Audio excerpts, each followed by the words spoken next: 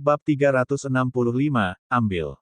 Boneka beruang itu bersinar terang seperti berlian di mata penjaga toko dan juga orang banyak. Jika pada kesempatan lain di tempat lain, Jordan mungkin tidak akan mendapatkan reaksi yang begitu besar setelah mengeluarkan boneka beruang itu. Lagi pula, tidak semua orang mengenalinya. Selain itu tidak ada hubungannya dengan uang, tetapi bidang minat khusus. Misalnya, orang terkaya di dunia mungkin tidak dapat menebak berapa harga sepasang sepatu Travis Scott X Air Jordan 1. Dia mungkin menebak bahwa itu hanya bernilai beberapa ratus dolar. Itu sama untuk boneka beruang. Mereka yang tidak tahu banyak mungkin menebak bahwa biayanya paling banyak beberapa ribu dolar atau lebih. Namun, staf di sini bukanlah orang biasa, melainkan asisten penjualan dari toko mainan termahal di dunia. Mereka secara alami memiliki pemahaman terbaik tentang dunia mainan mewah. Pelayan itu terkejut. Apakah ini karya kolaborasi yang dibuat oleh Steve dan Louis Vuitton? Itu boneka beruang termahal di dunia, kan? Ketika Chloe melihat boneka beruang itu, dia langsung meraihnya dengan gembira. Ah, boneka beruang yang memakai pakaian. Lauren juga, mau tidak mau mengulurkan tangan dan menyentuh pakaian LV yang dikenakan boneka beruang itu. Ketika dia menyentuhnya, Lauren langsung merasakan pengerjaan yang sangat indah.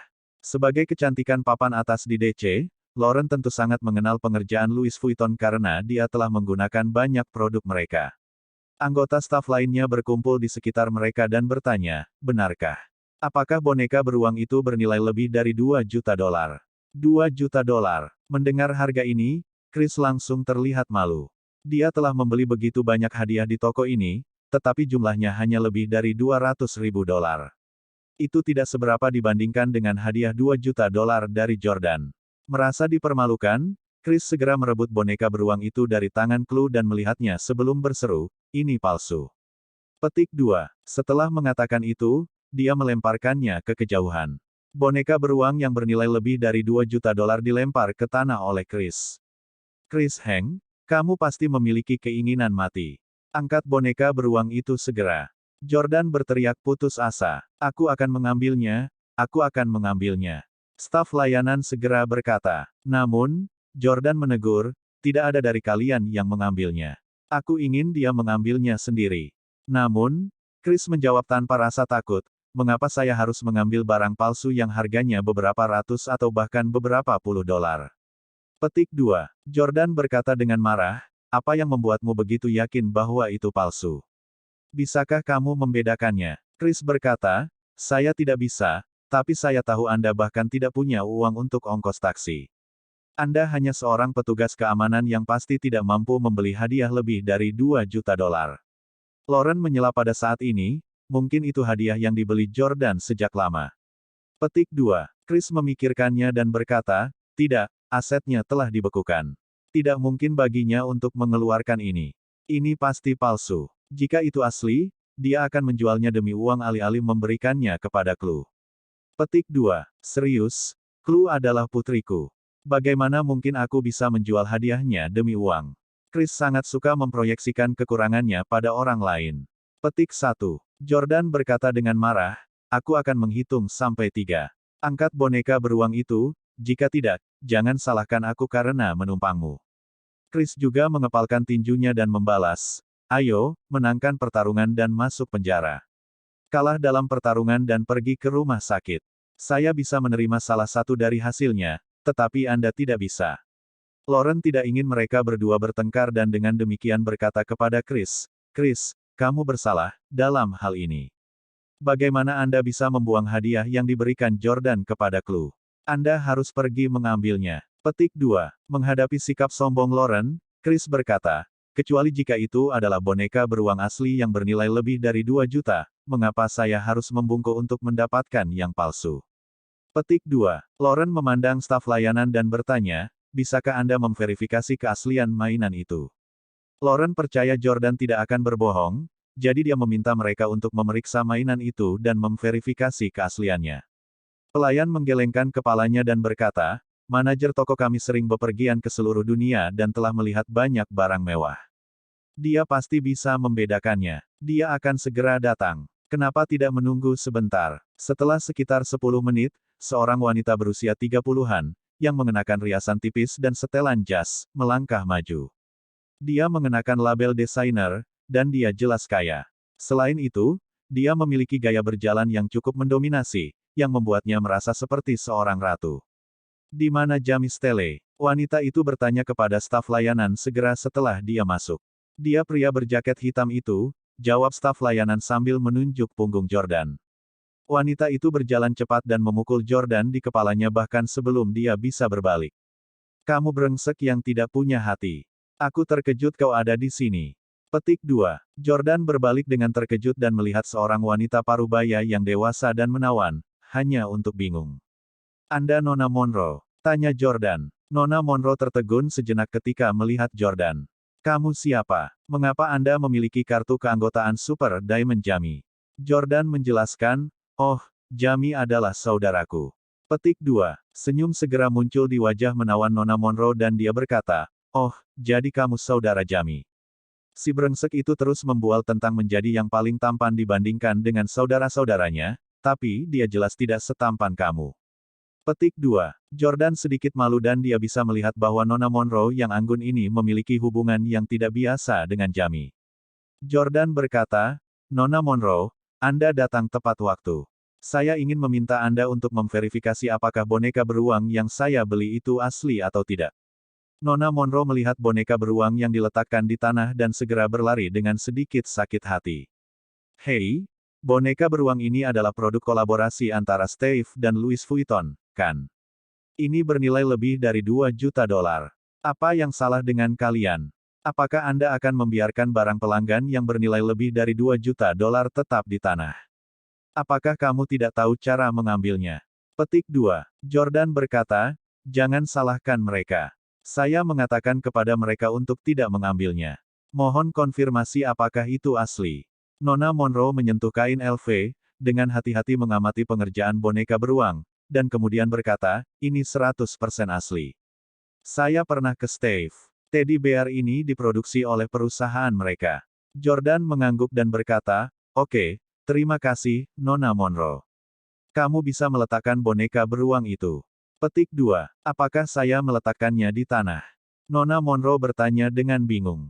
Iya, Jordan menegaskan, menunjuk Chris dan kemudian ke boneka beruang. Ambil boneka beruang itu. Petik 2. Chris secara alami tidak ingin melakukan hal yang begitu rendah di depan begitu banyak orang. Dia hanya bisa menyalahkan fakta bahwa bawahannya tidak mengikutinya. Kalau tidak, dia bisa membuat mereka melakukannya. Melihat betapa ragunya Chris, Jordan berkata, jika kamu tidak ingin mengambilnya, tidak apa-apa. Anda melemparkan sesuatu yang bernilai lebih dari 2 juta dolar ke tanah dan mengotori pakaian boneka beruang itu. Tidak berlebihan jika saya menagih Anda 200.000 dolar untuk kerusakan, kan? Petik 2. Aku akan memberimu 2 pilihan. Kamu memberiku uang tunai 200.000 dolar atau pergi mengambil mainan itu. Petik 2. Bab 366, Wanita Jamie. Chris sendirian di toko Fausswars karena semua orang ada di pihak Jordan. Persetan, Jordan Stele. Bagaimana kain pada boneka beruang bisa dianggap sebagai pakaian? Bahannya hampir tidak sebanyak kaos kaki saya. Boneka beruang itu terkejut. Apakah Anda menyemburkan omong kosong? Beraninya kau membuatku membayarmu 200 dolar sebagai ganti rugi. Tanda tanya tanda seru petik 1. Chris mengutuk dalam hatinya, tetapi dia tidak berani berdebat dengan Jordan karena dia tahu bahwa dia bersalah. Saya tidak bisa memberinya 200.000 dolar. Kalau tidak, saya tidak akan bisa mempermalukannya lagi. Karena Chris tidak bisa mengalahkan Jordan dalam pertarungan, dia memutuskan untuk mengalahkannya dalam hal uang dan status.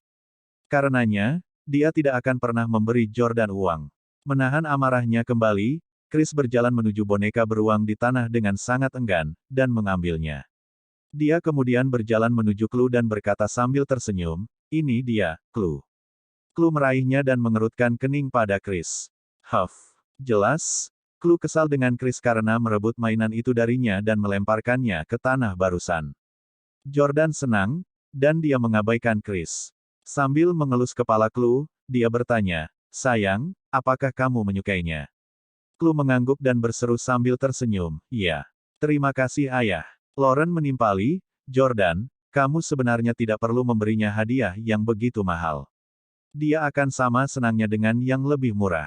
Petik 2. Jordan berkata, saya tidak ingin Chloe menjadi gadis yang materialistis, tetapi saya juga ingin membuktikan bahwa saya dapat memberikan hal terbaik kepada putri saya di dunia ini.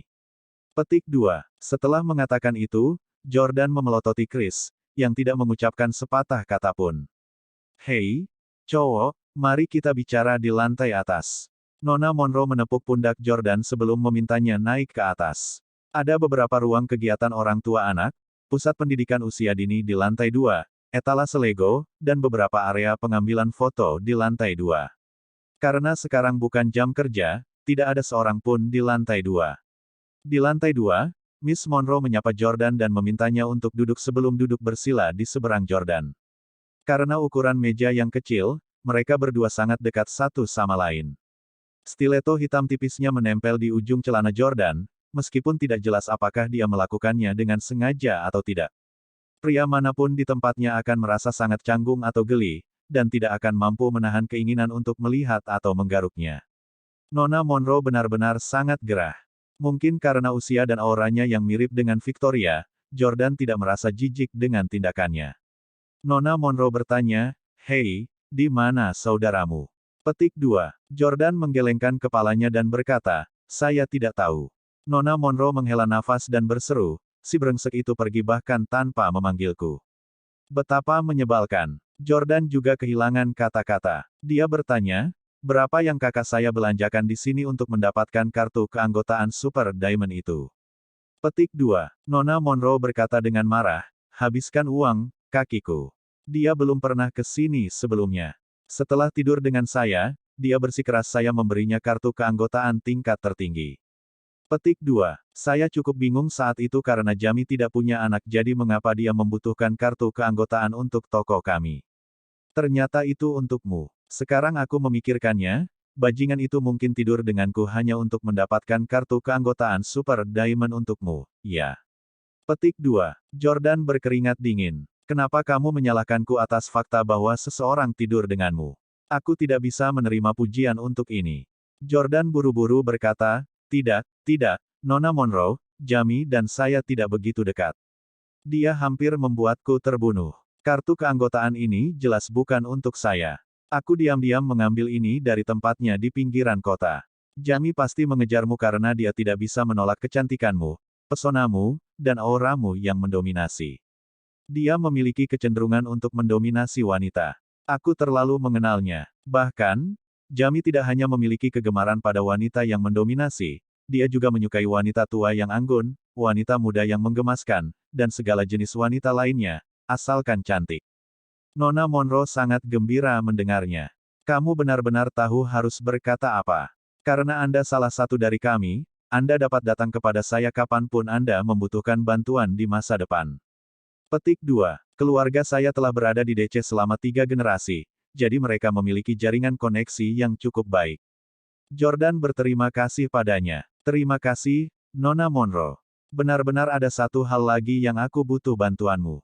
Karena saya anggota Super Diamond, dapatkah saya memesan seluruh lantai 2 dan menjadikannya eksklusif hanya untuk anggota tingkat Diamond ke atas?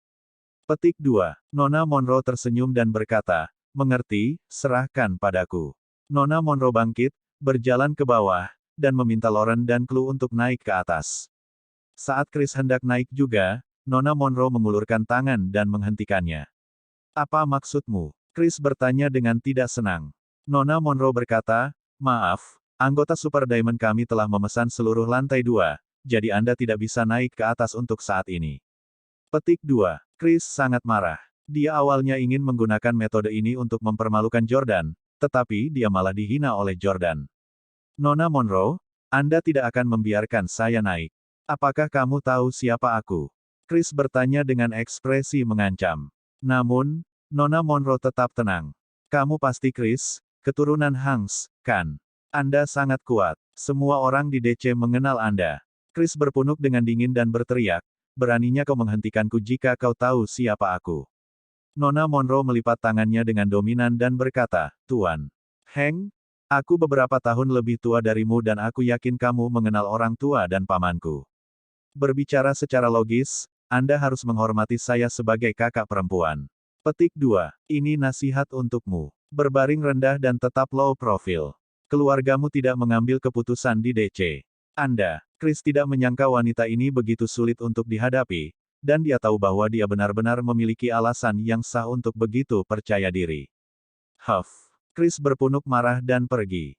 Di sisi lain, Jordan, Lauren, dan Chloe bermain bersama di lantai 2 hingga pukul 10 pagi, yang merupakan waktu pembukaan resmi. Pada saat pelanggan biasa mengalir satu demi satu, Jordan dan yang lainnya sudah siap untuk pergi. Mereka tiba di lantai bawah untuk melihat bahwa Chris sudah lama pergi. Lauren dan Chloe dibawa ke sini oleh Chris, jadi kepergiannya sama saja dengan meninggalkan mereka di sini. Jordan berkata kepada Lauren, "Jangan salahkan aku karena menjelek-jelekkan tunanganmu. Chris sangat pemarah, dan dia benar-benar pergi tanpa memberitahumu. Itu terlalu tidak menghormatimu." Lauren juga sangat kecewa dengan Chris, tetapi dia berpura-pura tidak peduli. "Tidak apa-apa, ayo naik taksi."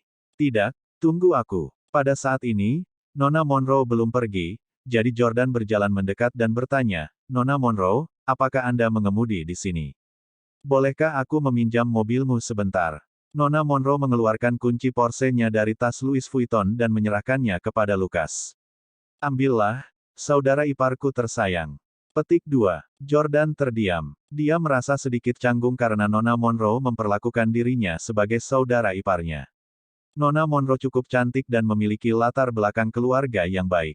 Dia juga memiliki kepribadian yang hebat, tetapi Jamie adalah seorang playboy, jadi dia mungkin tidak akan menikah dengan mudah.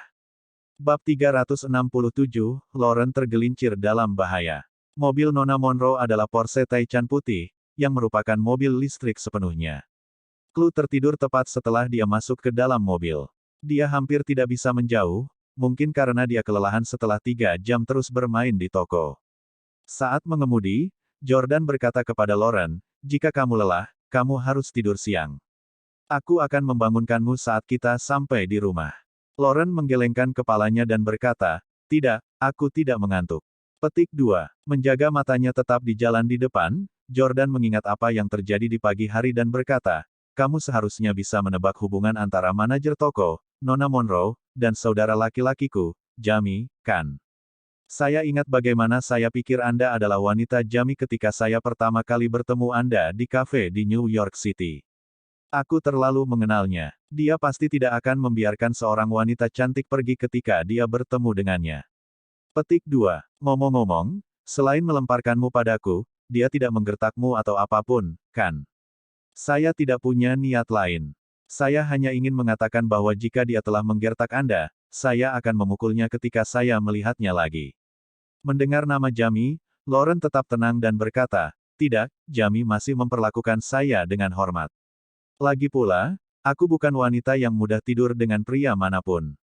Petik 2. Mendengar ini, Jordan buru-buru menjelaskan, "Tentu saja, aku tahu kamu tidak, dan aku tidak bermaksud seperti itu.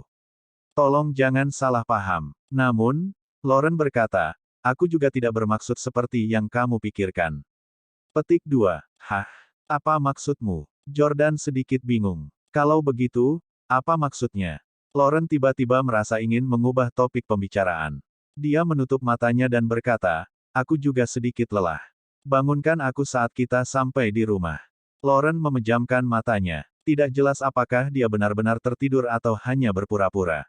Namun, sambil menunggu lampu lalu lintas berubah menjadi hijau, Jordan melirik Lauren dan Chloe, menganggap mereka sangat cantik dan menggemaskan. Jordan diam-diam memotret mereka dan menyimpannya di ponselnya. Saat dia menekan tombol rana, Jordan jelas merasakan perubahan halus pada ekspresi Lauren. Jordan menyadari Lauren berpura-pura tidur. Sepertinya Lauren masih menyembunyikan sesuatu dariku. Namun, setiap orang memiliki rahasia. Jordan sendiri berasal dari keluarga misterius, dan bahkan rahasia keluarganya dirahasiakan darinya. Dengan demikian, dia melihat tidak perlu menyelidiki dan mencari tahu rahasia tunangan pria lain. Setelah mengirim mereka berdua pulang, Jordan menyiapkan makan siang yang mewah untuk mereka sebelum mengendarai mobil kembali ke toko mainan untuk mengembalikannya kepada Nona Monroe. Dia kemudian naik kereta bawah tanah untuk bekerja. Segera, pada pukul 23.30, Jordan dan Jay melakukan patroli harian mereka sementara Steve yang mabuk mengobrol dengan mereka. Jordan tiba-tiba mendengar suara Chloe. Ayah. Mengikuti suara itu, dia berbalik dan melihat Chloe berlari ke arahnya. Chloe. Jordan terkejut bahwa Chloe dan Lauren akan datang ke sini pada jam selarut ini karena mal sudah lama tutup. Rambut Lauren diikat menjadi ekor kuda dan dia mengenakan jaket gelap dan celana jeans skinny hitam, yang menonjolkan kakinya yang ramping. Dia tersenyum dan berjalan mendekat. Aku tidak tahu ada apa dengan Chloe hari ini, tapi dia menolak untuk tidur, tidak peduli bagaimana aku membujuknya. Dia bersikeras untuk datang mengunjungimu. Petik 2. Jordan tersenyum, gembira mendengar betapa putrinya merindukannya. Itu adalah bukti bahwa hubungannya dengan Chloe semakin baik. Sambil memegang tangan Jordan, Chloe menunjuk ke air mancur di luar mal di depannya. Dia berkata, "Ayah, saya ingin Anda membawa saya ke sana untuk bermain." Jordan ditempatkan di tempat. Tentu saja, dia senang bermain dengan Chloe, tetapi dia masih bekerja. Manajer, yang berbau alkohol, melambaikan tangannya, dan berseru, "Jordan, bermainlah dengan putrimu. Biarkan Jay melakukan pekerjaan itu sendiri." Chloe buru-buru berkata, "Ayah, ayo kita berlomba. Siapapun yang sampai di sana lebih dulu menang." Petik 2. Chloe mulai berlari setelah mengatakan itu dan, tanpa mengucapkan sepatah kata pun, Jordan mulai berpacu dengannya. Melihat mereka pergi dengan cepat, Lauren tersenyum senang dan bersiap untuk berjalan perlahan. Begitu Lauren berjalan melewati Steve, dia menegang di tempatnya ketika dia mencium aroma sampo dan aroma tubuhnya, dan melihat kecantikannya yang indah di malam hari. Bagaimana bisa ada wanita cantik seperti itu di dunia ini? Steve baru saja minum banyak anggur saat makan bersama teman-temannya. Seperti kata pepatah, anggur adalah keberanian cair. Steve telah bermimpi tentang Lauren dan berfantasi tentang dia sejak terakhir kali dia bertemu dengannya. Dia bahkan tersentak memikirkan kecantikan Lauren. Kali ini, dia bertemu Lauren lagi di halamannya di larut malam. Dia merasa bahwa itu adalah kesempatan besar. "Hei, Lauren," Steve memanggilnya tiba-tiba.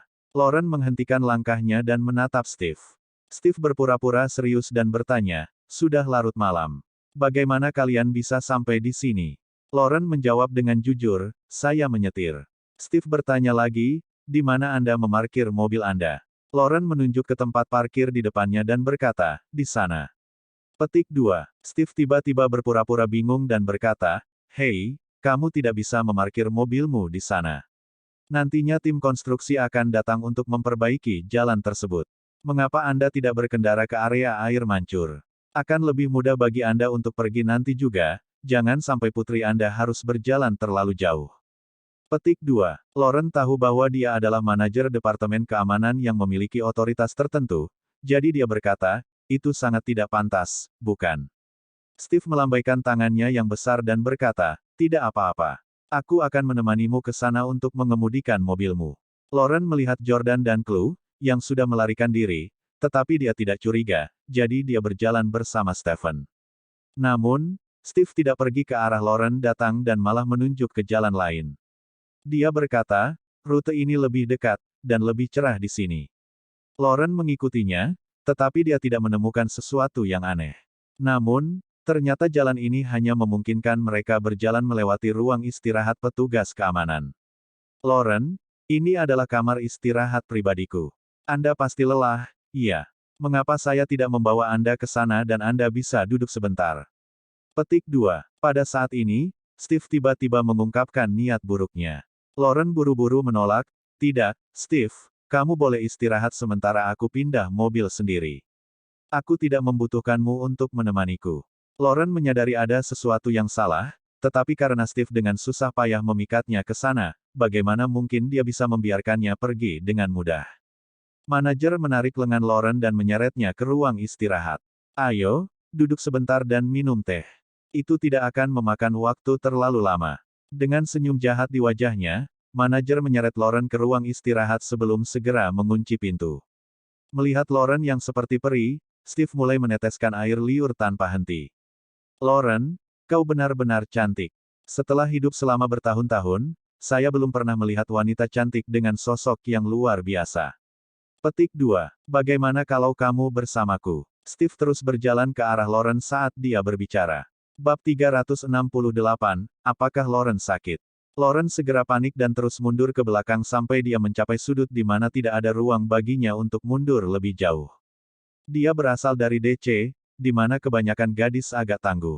Adik laki-lakinya, Brett, bisa melawan 5 orang sendirian dalam perkelahian. Lauren juga menikmati ski dan olahraga lainnya, tetapi sejak dia melahirkan Chloe, dia menjadi ibu penuh waktu dan berhenti berolahraga selama beberapa tahun. Lagi pula, Lauren adalah seorang wanita dan tidak mungkin dia bisa berurusan dengan orang dewasa seperti Steve, yang juga seorang petugas keamanan. Oleh karena itu, Lauren berkata, "Steve, aku tahu kamu sudah minum, jadi kamu tidak terlalu sadar sekarang. Buka pintunya dan biarkan aku keluar, dan aku akan berpura-pura bahwa masalah ini tidak terjadi, oke?" Steve tersenyum dan bertanya, "Biarkan kamu pergi. Itu tidak akan berhasil. Bagaimana saya bisa melewatkan kesempatan yang begitu besar? Lauren, kenapa kamu tidak tidur denganku sekali saja dan aku akan menaikkan gaji suamimu?" Petik 2. Steve yang bodoh sebenarnya mengira Jordan dan Lauren adalah orang biasa dan bahwa dia bisa menggunakan kekuatan dan otoritasnya sebagai manajer departemen keamanan untuk membuat istri bawahannya tidur dengannya. Lauren berkata, "Steve, lihat pakaianku dengan jelas. Lihatlah setiap bagian dari pakaian saya. Masing-masing dari mereka berharga setidaknya beberapa ribu dolar. Saya bukan dari keluarga biasa dan begitu pula Jordan. Dia di sini untuk bekerja untuk bersenang-senang. Kami bukan orang biasa. Jika kamu berani mencoba sesuatu yang lucu, kamu harus menanggung konsekuensi serius." Petik 2. Steve sangat mabuk sehingga dia tidak tahu apakah Lauren kaya atau tidak. Jadi bagaimana jika kamu dari keluarga kaya? Kau begitu cantik. Saya tidak keberatan masuk penjara selama beberapa tahun. Petik 2. Pada saat ini, Jordan dan Chloe sudah tiba di air mancur. Jordan berbalik, hanya untuk menyadari bahwa Lauren tidak mengejar mereka. Itu aneh. Di mana Laurennya? Jordan sedikit khawatir, dan dia berkata kepada Chloe, "Sayang, tetap di sini, jangan bergerak. Aku akan pergi mendapatkan Mommy untuk datang ke sini dan bermain denganmu, oke?" Petik 2. Oke. Chloe sangat patuh. Jordan berjalan kembali, tetapi Lauren masih belum terlihat. Karena itu, dia memanggil Lauren. Segera setelah teleponnya berdering, dia mendengar Lauren berseru dengan keras, "Jordan, cepat selamatkan aku." Petik 2. Bitch. Beraninya kau memanggilnya. Jordan mendengar suara Lauren dan Steve secara bersamaan. Brengsek. Setelah 2 hari terakhir berinteraksi dengan Steve, Jordan tahu bahwa dia bukan orang baik. Lagi pula, dia telah minum banyak anggur hari ini, jadi Jordan tahu dia mungkin akan menyakiti Lauren dalam keadaan mabuk. Lauren. Jordan dengan cepat berlari menuju ruang istirahat untuk petugas keamanan. Dia sangat cepat sehingga dia seperti hantu yang melesat. Jordan berlari menuju ruang istirahat seperti sedang melakukan lomba lari 100 meter, menendang pintu yang terkunci. Pada saat ini, Steve berkelahi dengan Lauren. "Bajingan, kamu punya permintaan kematian." Jordan menyeret Steve dan kemudian meninju wajahnya. Bang! Setelah melemparkan pukulan ke arahnya, Jordan masih tidak puas dan melanjutkan untuk memukulnya lagi. Jordan berhasil membuat Steve pingsan hanya dengan 2 pukulan keras. Namun, Jordan tidak berhenti dan malah terus memukulnya. Pada saat ini, Jay bergegas, dan buru-buru menarik Jordan ketika dia melihat wajah Steve bengkak dan babak belur dengan memar. Dia dengan panik menarik Jordan dan berseru, "Jordan, berhenti memukulnya. Jika kamu terus memukulnya, dia akan mati."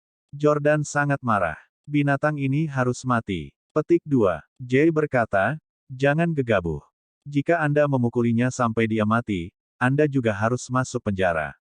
Tidak ada yang akan melindungi istri dan anak-anakmu lagi." Petik 2. Jay dan Steve berhubungan baik satu sama lain dan Jay sudah mengenal Steve lebih lama daripada Jordan, jadi dia tahu orang macam apa Steve itu. Dia melihat dan langsung tahu bahwa Steve sedang mencoba untuk mengambil kebebasan dengan istri Jordan. Jay menunjuk Lauren dan dengan sengaja mencoba mengalihkan perhatian Jordan. "Jordan, cepat lihat Lauren dan lihat mengapa dia gemetar. Dia pasti gelisah. Cepat hibur dia." Setelah Jordan tiba, dia hanya fokus untuk memukuli Steve dan baru kemudian dia melihat Lauren, yang meringkuk di sudut dengan lengan di sekitar lututnya dan tubuhnya gemetar tanpa henti sementara air mata mengalir di wajahnya tanpa henti. Lauren, kamu baik-baik saja. Untungnya, Jordan datang tepat waktu dan tidak membiarkan binatang itu, Steve, menghalangi jalannya. Namun, tindakan Steve membuat Lauren takut. Sementara Jordan menghibur Lauren, Jay juga buru-buru menyeret Steve keluar.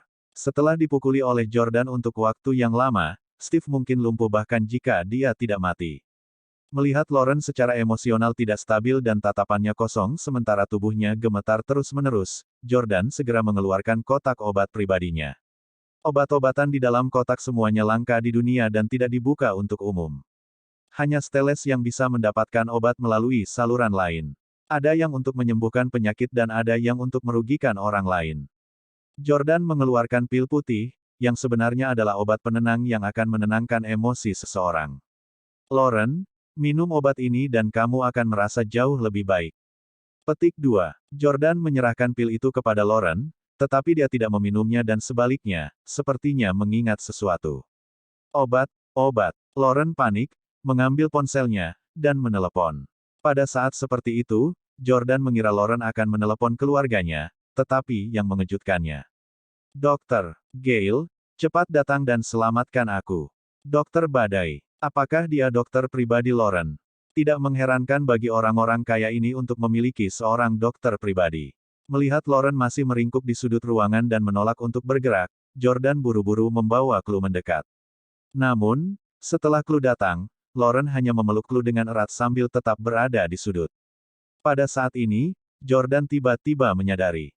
Mungkin Lauren mengidap penyakit tertentu. Petik 2. Segera, seorang pria berkacamata yang tampan dan tampak pintar yang berusia sekitar 30 tahun dengan cepat melangkah. Nona Howard. Bagaimana kabarmu, Nona Howard? Petik 2. Pria itu mengenakan jas putih dokter, jadi menurut Jordan dia seharusnya Dr. Gale, yang baru saja dipanggil Lauren. Dokter Badai. Melihat bahwa Dr. Gale telah tiba, Lauren tiba-tiba tampak memiliki rasa aman.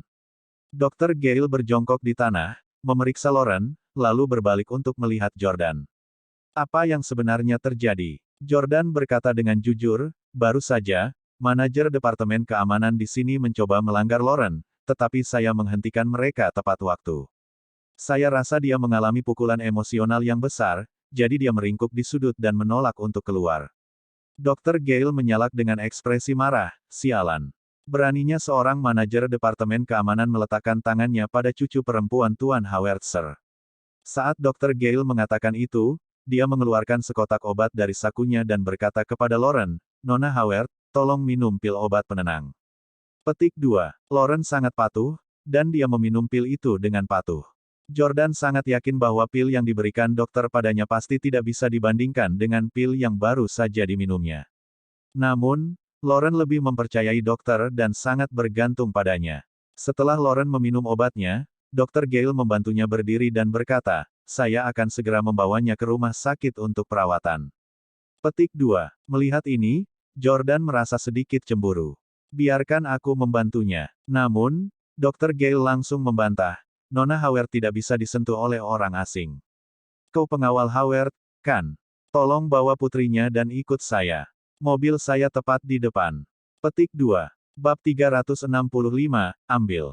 Boneka beruang itu bersinar terang seperti berlian di mata penjaga toko.